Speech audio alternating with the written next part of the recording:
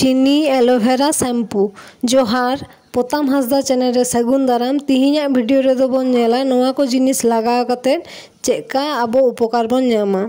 प्रथम दो एलोवेरा दो किन्तु मिद दिन लहारे दाग रे जबे कते दोहो काग हुआ तारपरे दिन गेबोन व्यवहारा बाखान दो किन्तु बाबातनिया। जहां ठेन फ्रेश एलोवेरा बनुआ उनको दो बाजार रेना किरिंग एलोवेरा पे व्यवहार दाड़ेया। एरपर बन एमावा चीनी नोआ भाले ठीक मेसा कते बन एमावा शैम्पू।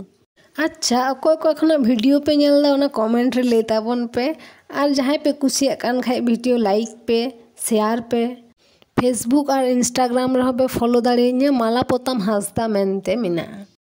निजेरा इच्छा जेकोनो शैम्पू के पे हताव दाड़ेया। इन नोआनी हताव कदा मेनते आपे हो नोआ शैम्पू के हताव हुआ तार कोनो माने दो बनुआ। और नोआ को किन्तु लगाव लहारे पैच टेस्ट दो अवश्य कराव दरकार कारण जतो हड़ा जतो किछु दो बाय सुटाय। एरपर बन नेल लेगे चेकाते बन लगावा। नुनाटा उदुग रेना दरकार दो बांग थाहे कना। नोआ दो उनको लगी जहां को मोनेया जे आज दो हयतो मिछा मिछा गे उदुग दा बाय लगादा उनको लगी कना।